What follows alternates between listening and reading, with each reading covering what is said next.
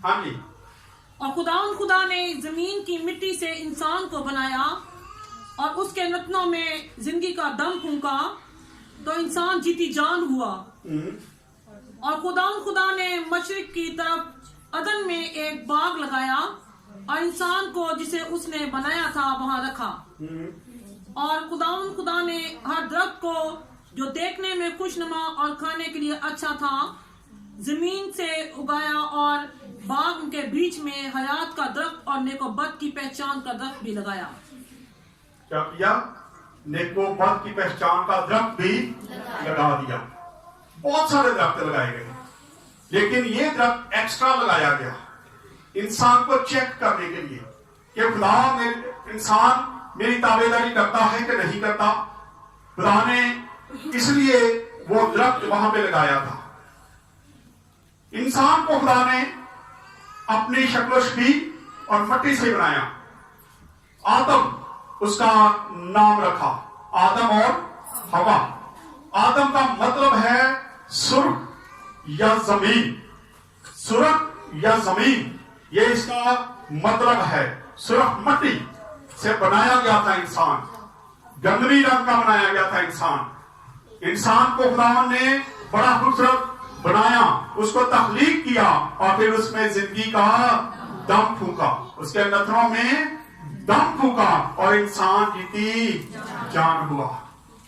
आज भी कई बार जब हम खारिश करते हैं, खासकर सर्दियों में, तो मिट्टी बाहर आती है ना, निशान पड़ते, फिर असि क्रीमा को ला के उनको लगाने की कोशिश करते हैं, अपनी मिट्टी को सेव करते हैं।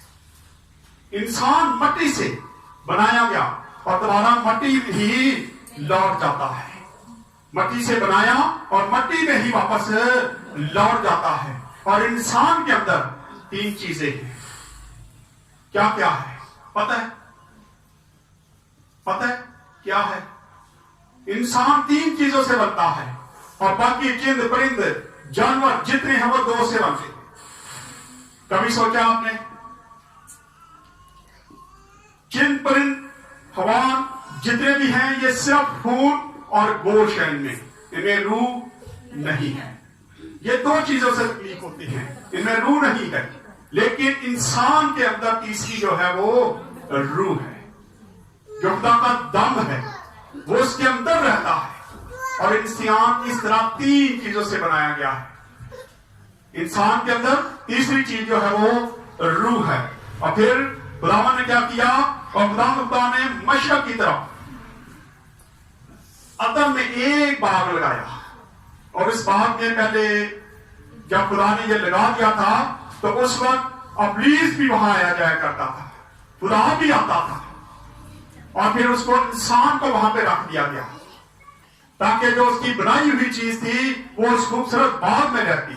और खुदा ने उसके दरमियान में एक ऐसा दरख्त लगा दिया जो नेकोबत की पहचान का दरख्त था। और ये दरख्त इसलिए लगाया गया, खुदावन चाहता था कि इंसान मेरी हुक्म दूरी ना करे, बल्कि इंसान को जो मैं हुक्म दूं वो मेरे हुक्म पर अमल करे, उस पर अमल करे। वो उसको ऑर्डर करता है कि तूने इसमें से नहीं खाना। हालांकि खुदा चाहता तो खा भी लेता तो उससे कोई फर्क नहीं पड़ना था, लेकिन खुदा ने एक पाबंदी लगाई। उसको चेक किया गया कि तू मेरी बात मानेगा या नहीं मानेगा। इंसान मेरी बात मानता है या नहीं मानता। इसलिए खुदा ने क्या किया? एक जिंदगी और एक जो फल था जो नेकोबत की पहचान का था वो भी वहां पे लगा दिया जाता है। और जब वो लगा दिया जाता है और आदम के पास और हवा के पास, सबसे पहले हवा के पास क्या आता है? इब्लीस आता है और उसको वर्ग ला के उस फल को खाने के लिए तैयार कर लेता है, और वो तैयार हो जाती है। उस वक्त एक फल से खुदावन ने मना किया था, एक ही फल था ना, ज्यादा तो नहीं थे। आज खुदावन ने हमें कितनी चीजों से मना किया है, कितनी चीजों से मना किया है। हम हर वक्त फल खाते रहते हैं, ये जेब में रखते हैं।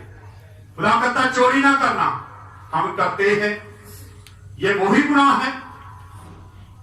खुदा मना करता है लेकिन हम वो करते रहते हैं। खुदा कहता है झूठ नहीं बोलना, हम झूठ बोलते रहते हैं। खुदा कहता है हसद नहीं करना, हम करते रहते हैं। खुदा कहता है लड़ाई नहीं करनी, हम करते रहते हैं। हम हर वक्त खुदा की हुक्मदुली करते हैं। तो क्या आज हम सोच सकते हैं कि हम आसमान पे जाएंगे या खुदा हमें वेलकम करेगा? नहीं करेगा। अगर एक फल खाने से आदम और हवा को उस बात से निकाल दिया गया था, एक हुक्मदुली से, आज हम अपनी जिंदगी में कितनी हुक्मदुलियां करते हैं? कभी सोचा? अपनी अपनी जिंदगी पर गौर करें, हम क्या क्या करते हैं? हम खुदा की कितनी नाफरमानी करते हैं, कितनी बातों में नाफरमानी करते हैं। बच्चे मां बाप की इज्जत नहीं करते, यह भी नाफरमानी है। ये सारी चीजें नाफरमानी में जाती हैं और खुदावन ने हमें हुक्म दिया है कि ये काम ना करना, और हम करते जाते हैं, हम करते जाते हैं। इसलिए खुदा खुश नहीं है। और फिर 16 को पढ़ दे रहा इसकी। हाँ जी, 16 और 17। और खुदा ने आदम को हुक्म दिया और कहा कि तू बाग के हर दरख्त का फल बेरोक टोक खा सकता है, लेकिन नेकोबद की पहचान के दरख्त का कभी ना खाना। नेकोबद की पहचान का कभी ना खाना, क्योंकि जिस रोज तू उसे खाएगा तू मरा। तुम मरा। तो क्या वो मर गए थे? जी, मर गए थे। वो रूहानी तौर पे मर गए थे। आज भी जब हम गलती करते हैं, खुदा करते हैं, हम जिंदा तो रहते हैं, लोगों को हम जिंदा तो नजर आते हैं, लेकिन रूहानी तौर पे हम मरे हुए हैं। रूहानी तौर पे हम मरे हुए हैं, हम मुर्दा हैं। यही नहीं कि जब तक हम मर के कब्र में नहीं जाएंगे, इसका जिक्र नहीं है, बल्कि हम रूहानी तौर पर क्या हो जाते हैं? मर जाते हैं, दफन हो जाते हैं। जब हम झूठ बोलते हैं, लड़ाई झगड़े करते हैं, हसद करते हैं, चोरियां करते हैं, लालच करते हैं, ये सारे के सारे गुनाह हमारी जिंदगी में पाए जाते हैं। और इससे क्या होता है? हम रूहानी तौर पर क्या हैं? मुर्दा हैं, मरे हुए हैं। नजर आते हैं खुशहाल, बड़े रूहानी नजर आते हैं, लेकिन अगर हम अपनी जिंदगियों पर जरा गौर करें तो हम रूहानी तौर पर क्या हैं? मुर्दा हैं, मुर्दा हैं हम। क्योंकि हम सारे वो काम करते हैं जिससे खुदा हमें मना करता है। खुदा मना करता है, लेकिन उसके बावजूद हम वो काम करते रहते हैं कि लोगों को क्या पता कि हम ये काम करते हैं या नहीं करते। मौत वाकया उस वक्त ही हो जाती है जब हम खुदा की हुक्मदुली कर देते हैं। उससे हम रूहानी तौर पर मर जाते हैं और खारिज हो जाते हैं, खुदा की नजरों से हटा दिए जाते हैं। आइए जरा देखते हैं एक हवाला कि जब आदम जानवरों के, परिंदों के नाम रख रहा था, तो वो देख रहा था कि हर जो परिंदा, जो भी जानवर आ रहा है, वो सारे जोड़े हैं। और जब वो देख रहा था तो उसके दिल में ये आया कि मेरे जैसा तो कोई भी नहीं आया, मैं तो अकेला हूं। वहां से उसके दिल में ये बात आई और खुदा समझ गया कि इसके दिल में क्या है, क्योंकि खुदा दिलों और गुर्दों को जांचने वाला होता है। वो जान जाता है कि मेरे दिल में क्या चल रहा है। हम यहाँ पे बैठे हैं, इबादत कर रहे हैं, लेकिन हमारे दिलों में जो भी बातें चल रही है खुदा जानता है। ये ज़हन में रखे। कई लोग किया नहीं कहते पाल जी आज तो बड़े गुस्से वो लड़े हैं, आज तो बड़ा गुस्से में है जी, लेकिन मैं गुस्से में नहीं हूं। जो खुदा का कलाम बताता है वो बयान कर रहा हूं, जो खुदा का रूह हिदायत करता है वही मैं बयान कर रहा हूं। खुदा दिलों और गुर्दों को जांचने वाला खुदा है। हमारे दिलों में जो भी बातें चल रही है खुदा इस वक्त वो सुन रहा है। हम सोच रहे हैं कि दिल की केड़ी बाहर आ रही है, दिल में जो चीज होती है वो बाहर भी आ जाती है, किसी वक्त भी वो बाहर आ सकती है। हम देखते हैं कि आदम ने देखा कि सारे जोड़े जोड़े हैं और मेरे जैसा एक भी नहीं निकला, और फिर उसने क्या किया? आए जरा देखते हैं इसकी 21 और 22 शहर को। 3 बाप, हाँ जी, और खुदा ने आदम और उसकी बीवी के वास्ते चमड़े के कुर्ते बनाकर पहले इसकी दो की पढ़ते हैं, 2 की 21 और 22 है।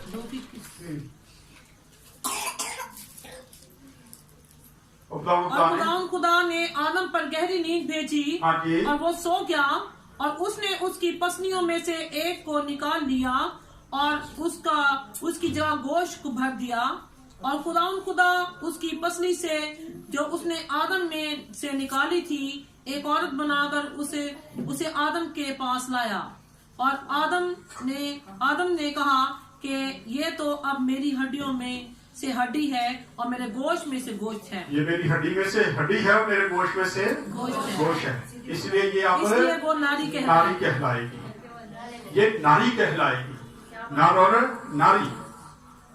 अब हम कलाम की अगर स्टडी करें, औरत जो है ये मर्द के लिए बनाई गई है, मर्द औरत के लिए नहीं है, बल्कि औरत मर्द के लिए बनाई गई है।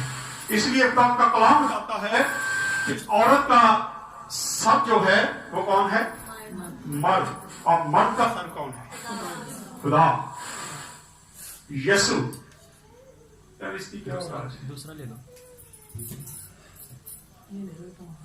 खुदा ने आदम की पसली से औरत को पैदा किया, उसकी दुल्हन को पैदा किया।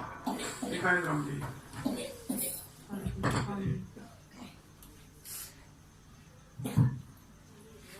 हालेलुया। खुदा ने आदम की पसली में से एक पसली निकाली और उसको औरत का रूप दिया और उसके लिए एक दुल्हन को तैयार किया। और खुदा यीशु मसीह जब सलीब पर चढ़ गए, जब उनकी पसली को छेदा गया, उनकी पसली को छेदा गया था और उसके अंदर से जो कलीसिया है, दुल्हन जो है यीशु की, वो बनाई गई, तैयार की गई। जैसे कि आदम के लिए जो दुल्हन थी वो औरत को तैयार किया गया, उसकी पसली में से पसली निकाल के उसको तैयार किया गया और एक औरत बना के उसको पेश किया गया। आज खुदा यीशु मसीह ने जब सलीब पर जान दी तो उसने जब उसकी पसली में से खून और पानी बह निकला तो उस वक्त दुल्हन तैयार की गई। उसके बाद जो कलीसिया है वो उसकी दुल्हन है। आज हमें अपने दुल्हा की बात मानने की जरूरत है, हमें उसकी बात मानने की जरूरत है। और हम देखते हैं कि मर्द औरत के लिए नहीं बल्कि औरत मर्द के लिए बनाई गई थी। पढ़ने जरा ग्रंथियों, पहला ग्रंथियों 11 बाब उसकी 8 और 9 आयत को पढ़ लें। पेज नंबर 199 पेज नंबर है। हाँ जी। इसलिए कि मर्द औरत से नहीं बल्कि औरत मर्द से है। इसलिए कि मर्द औरत से नहीं बल्कि औरत मर्द से है। हाँ जी। और मर्द औरत के लिए नहीं बल्कि औरत मर्द के लिए पैदा हुई। और मर्द औरत के लिए नहीं बल्कि औरत मर्द के लिए पैदा हुई। लेकिन गलती किसने की? औरत ने। लेकिन जिम्मेदार किसको ठहराया गया? आदम को। आदम को, क्योंकि आदम जो है वो सरबराह है, सर है, इसलिए उसको गुनाहगार ठहराया गया कि तेरी वजह से गुनाह दुनिया में आया है। क्योंकि औरत जो है वो उसकी ताबेदार थी। वैसे ही कि आज अगर कोई बॉस हो और वो आगे कोई मुलाजिम रखे और उससे कोई काम कहे, और अगर वो उससे भी एक बड़ा बॉस हो और अगर वो छोटा जो उसका मुलाजिम है वो ठीक काम नहीं करेगा तो वो छोटे से बड़ा ऑफिसर जो है वो अपने मदद जो है उससे पूछेगा, उससे आगे वाली पूछेगा जाके कि तूने ये काम क्यों नहीं किया। वो उससे पूछेगा कि ये काम मैंने तेरे जिम्मे लगाया था, तूने इसको ठीक क्यों नहीं किया। इसीलिए आदम पर ये लागू हुआ कि औरत तेरे मतहत थी तो तूने क्यों ये गुनाह किया है। शायद उस वक्त आदम वो फल ना खाता, औरत ने खा लिया था, लेकिन मर्द वो फल ना खाता तो शायद आज दुनिया में इतनी बड़ी मुसीबतें ना होती। लिखा है, दोबारा से इसको मैं पढ़ने लगा हूं, इसलिए कि मर्द औरत से नहीं बल्कि औरत मर्द से है, और मर्द औरत के लिए नहीं बल्कि औरत मर्द के लिए पैदा की गई। आए एक हवाला देखते हैं कमरे में से गिलास ले लो। निकालने 3 बाब की 22 और 24 आयत तक पढ़ दे। यहां हम देखते हैं, क्योंकि कुछ लोगों का ख्याल है, कुछ लोगों की वो गलतफहमी है कि वो फल क्या था, वो दरख्त नहीं था। मुख्तलिफ लोग बातें करते हैं, मुख्तलिफ बयान करते हैं कि वो फल है ही नहीं था, वो कुछ और बातें करते हैं। कोई कुछ कहता है, कोई कुछ कहता है, लेकिन खुदा का कलाम क्या कहता है, इसको पढ़ते हैं जरा। पैदाइश 3 बाब और उसकी 22, 23 और 24 आयत पढ़ दें। और खुदा ने कहा, देखो इंसान नेक और बद की पहचान में हम में से एक की मानित हो गया। अब कहीं ऐसा ना हो कि वो अपना हाथ बढ़ाए और हयात के दरख्त से भी कुछ लेकर खाए और हमेशा जीता रहे। इसलिए खुदा ने उसको बागे अदन से बाहर कर दिया ताकि वो उस जमीन की जिसमें से वो लिया गया था खेती करे। हाँ जी, यहां देखते हैं, और खुदा ने क्या किया, देखो इंसान नेको बात की पहचान में हम में से एक जैसा बन गया है। वहां खुदा अकेला नहीं था, अकेला था, खुदा बाप, खुदा बेटा, खुदा रूह कुदस, तीनों वहां पे मौजूद थे। इसलिए खुदा उनको मुखातब करके कहता है कि इंसान ने फल खा लिया है और अब ये हम में से कहीं, हम तीनों जैसा कहीं बन ना जाए। अगर इसने खा लिया तो ये तो दोबारा हमारा जैसे ही बन जाएगा। जैसे इब्लीस ने सोचा था कि मैं खुदा हूं, इसी तरह अगर इसको भी देखो बात की पहचान आ गई तो शायद ये भी हमारी तरह बन जाएगा। इसलिए खुदा ने क्या किया, उस रक्त को कहां पे रखा पता है? हाँ जी, उस वक्त खुदा ने क्या किया, आदम को बाहर निकाल दिया ताकि इसकी खेती बाड़ी करे, जहां से वो लिया गया था उसी मिट्टी में हाल चलाए और वहां पे अनाज पैदा करे, जो आज तक हो रहा है। लेकिन खुदा ने वो दरख्त कहां ले गया, आए जरा पढ़ लें, क्योंकि दरख्त था, बाइबल बताती है दरख्त था, इसलिए दरख्त का जिक्र आगे भी आता है। पढ़े मुकाशवा 22 बाब पहली और दूसरी आयत पढ़ लें, 305 नंबर पेज है। 22 बाब, हाँ जी, पहली 2 आयतें पढ़ दें। फिर उसने मुझे बलोर की तरह चमकता हुआ आबे हयात का एक दरिया दिखाया, जो खुदा और बड़े के तख्त से निकलकर उस शहर की सड़क के बीच में बहता था। और दरिया के वार पार जिंदगी का दरख्त था, जिंदगी का दरख्त था। ये वही दरख्त जो जमीन पर था वो आसमान पे हमें नजर आता है। लिखा है, फिर उसने मुझे बलौर की तरह चमकता हुआ आबे हयात का एक दरिया दिखाया, जो खुदा और बरा के तख्त से निकलकर उस शहर की सड़क के बीच में बहता था।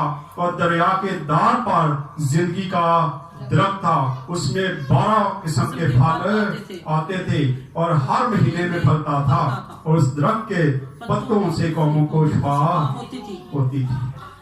यहाँ पे हम देखते हैं कि वो दरख्त आसमान पे मौजूद है और लिखा कि हर महीने उसका फल जो है वो चेंज होता है।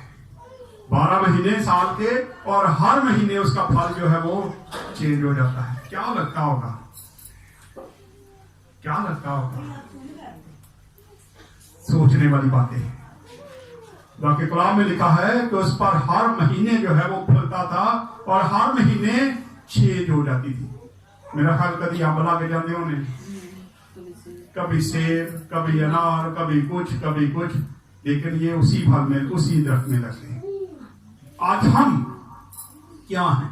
क्या हम उस दरख्त के पास जाना चाहते हैं? अगर जाना चाहते हैं तो आज के बाद अपनी जिंदगियां चेंज करें, क्योंकि एक आदम ने एक गुनाह किया, एक गलती की, खुदा ने उसे कहा ये फल नहीं खाना, और उसने जाके वो खा लिया। इसलिए उसको अदन से निकाल दिया गया और खुदा की नजरों से वो गिर गया और रूहानी तौर पर वो उसी वक्त मर गया था। फिर खुदावा यीशु मसीह ने जब सलीब पर जान दी तो उस वक्त इंसान की बहाली हुई, उस वक्त बहाली हुई। क्या उसने इतनी बड़ी कीमत देके हमें बहाल किया, और आज भी हम वही काम करते जाते हैं। वो कहता है झूठ ना बोल, हम बोलते हैं। खुदा कहता लड़ाई नहीं करनी, हम लड़ते हैं। खुदा कहता नशा नहीं करना, हम करते हैं। तो क्या हम रूहानी तौर पर मुर्दा नहीं है? हम रूहानी तौर पर मुर्दा हैं। वैसे हम नजर आते हैं कि हम जिंदा हैं। आज बहुत जरूरी है कि हम अपनी जिंदगियों से ये फल जो है हम रोज खाते हैं, रोज गलती करते हैं, रोज गुनाह करते हैं, इसको अपनी जिंदगी से उखाड़ के फेंक दें। जब फेंक देंगे तो फिर हम उस जिंदगी के दरख्त के पास जा सकते हैं जो इस वक्त आसमान पे मौजूद है। आए खुदा इस्लाम के वसीला से खुदा हम सबको बरकत दे। आए